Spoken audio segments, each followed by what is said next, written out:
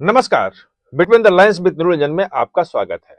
आज हम बात करेंगे बिहार की, और बिहार में जो मुख्यमंत्री का शपथ ग्रहण होने वाला है 20 तारीख को होना है, 11 बजे का समय है, गांधी मैदान में है। लेकिन उसके पहले बहुत बड़ा डेवलपमेंट हो गया है, और वो डेवलपमेंट जो है वो तय करेगा, अब कल शाम तक तय हो जाएगा कि सचमुच में नीतीश कुमार ही मुख्यमंत्री के रूप में शपथ लेंगे या कुछ और होगा।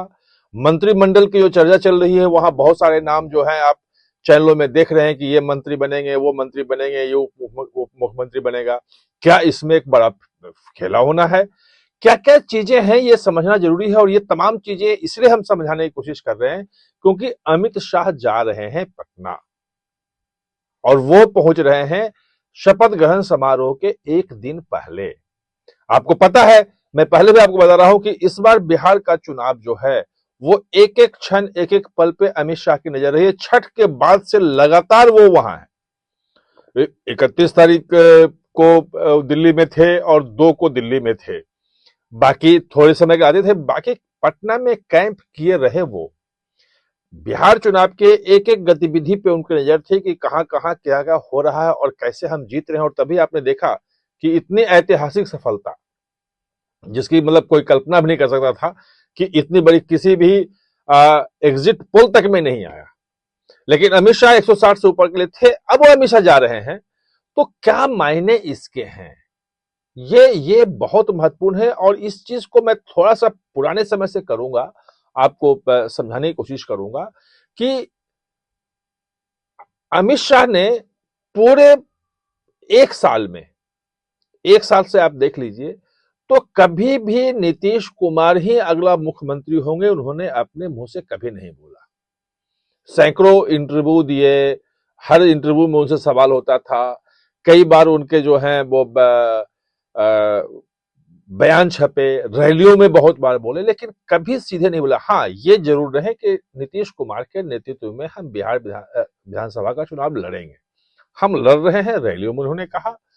और मुझे ध्यान है कि इसी साल जनवरी में, जब पिछले साल दिसंबर में उन्होंने वो बयान दिया था कि विधायक दल का नेता तय कराए कौन होगा मुख्यमंत्री, तो ये बात हुई थी कि मुख्यमंत्री पद से नीतीश को हटाने जा रहे हैं। और काफी बिहार में बवाल था, वो सब आप जानते हैं, वो उसमें जाने की जरूरत नहीं है। उसके बाद मकर संक्रांति के समय में संजय झा ने एक दही चूड़ा की पार्टी दी थी।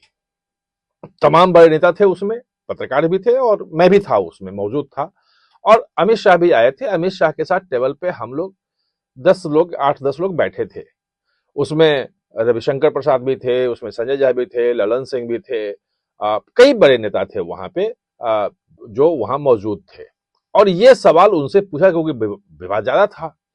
तो उन्होंने कहा कि भाई, प्रक्रिया यही मुख्यमंत्री की है, चुनने की है, कि विधायक दल का नेता जो होगा, विधायक दल बैठेगा, चुनेगा, और वो मुख्यमंत्री होगा। उसमें हम कुछ नहीं कर सकते हैं। मैं कैसे कह दूं कि मैं बना दूं? लेकिन जब कई बार हुआ कि भाई ऐसा आप कह रहे हैं, ऐसा गलत मैसेज जा रहा है, नीतीश जी के बाद कौन मुख्यमंत्री होगा, तब उन्होंने कहा था कि नीतीश जी के बाद कौन मुख्यमंत्री होगा ये नीतीश कुमार खुद तय करेंगे।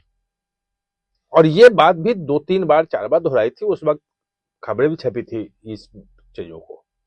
और अभी उसके बाद जब भी हम जून में, जब सरकार के 11 साल पूरे थे, तभी बैठे थे उनके साथ अनौपचारिक रूप में, तब भी कई लोगों ने ये सवाल पूछा और उन्होंने यही कहा कि भाई वो तय करेंगे। चुनाव के दौरान भी कभी उन्होंने ये नहीं कहा।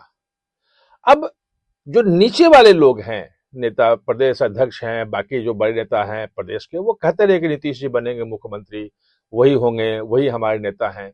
और अभी भी उन्हीं के हवाले से आ रही है कि वो 20 तारीख को शपथ ग्रहण लेने वाले हैं। क्या सचमुच में होगा ऐसा? क्या अमित शाह जो हैं वो इसलिए जा रहे हैं? आज जो बैठक बातचीत हुई, ये कहा जा रहा है कि वो फंसा रहा मामला, उसके लिए फंस रहा है स्पीकर के लिए। और स्पीकर कौन होगा ये तय करने के लिए संजय झा और ललन सिंह विशेष विमान से पटना से दिल्ली पहुंचे, विशेष विमान से। मुझे लगता नहीं है, जैसा कि मेरा अपना पॉलिटिकल चीजों का अनुभव है और देखता रहा हूं, कि स्पीकर कौन होगा ये तय करने के लिए कोई विशेष विमान से आए, क्योंकि स्पीकर का चुनाव मुख्यमंत्री के शपथ ग्रहण के बाद होता है। सरकार आपकी बननी है। कौन होगा, कैसे होगा, जब स्पीकर का चुनाव, जब प्रोटेम स्पीकर जो है तमाम सदस्यों का शपथ ग्रहण करवा लेगा, जो निर्वाचित विधायक हैं उनका, उसके बाद फिर स्पीकर का चुनाव होता है, यानी कि वो लगभग 8-10 दिन बाद की बात है। उसके पहले क्यों ये जा रहे हैं, और उसके पहले आज मीटिंग क्यों हो रही थी, ये बड़ा सवाल है।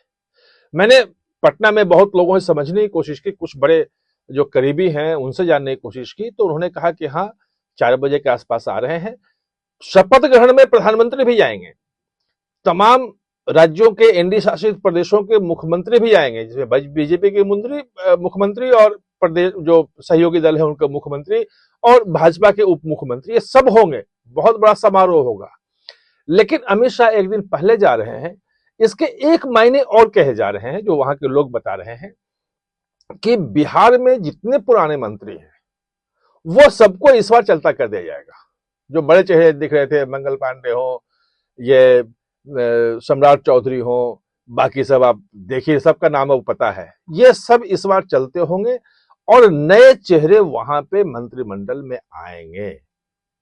ये एक बड़ा प्लान है।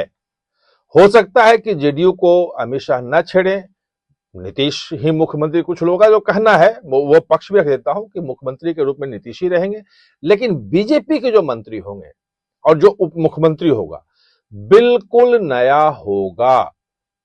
ये दोनों संभावनाएं बिल्कुल चल रही हैं। वहां क्या होना है, कैसे होना है, ये बहुत ही इंटरेस्टिंग हो गया है बिहार में। अभी तक चुनाव के बाद लग रहा था कि नीतीश हैं। वैसे मैंने चुनाव के पहले, गिनती के पहले बताया था कि नीतीश, एक वीडियो मेरा है उसको आप देख सकते हैं, कि नीतीश के लिए थोड़ा सा मुश्किल है और अमित शाह जो हैं वहां बिल्कुल नई सरकार चाहते हैं, नई रूप चाहते हैं। और जिस ढंग से नीतीश पे जो होता रहा है हमला, लोकप्रियता उनकी भले हो, उनके कारण साथ में जीते हो, लेकिन स्वास्थ्य को लेकर चर्चाएं शुरू हुई हैं और अगले 5 साल मुख्यमंत्री रहना है, तो ये कहीं से ठीक नहीं जाएगा। और अगर बदलाव करना हो तो चुनाव आने के करीब बदलाव करना मुख्यमंत्री का उचित नहीं होता है।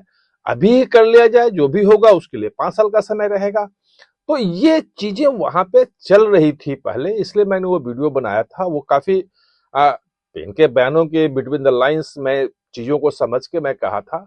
आज मुझे फिर इसलिए वो करना पड़ रहा है क्योंकि अमित शाह कल जा रहे हैं और वो ये संकेत दे रहा है कि जो मैं पहले अनुमान लगा रहा था कहीं वो सही ना हो। बाकी जो भी होगा कल शाम तक बिल्कुल क्लियर हो जाएगा, नहीं तो परसों सुबह तो शपथ ग्रहण है ही।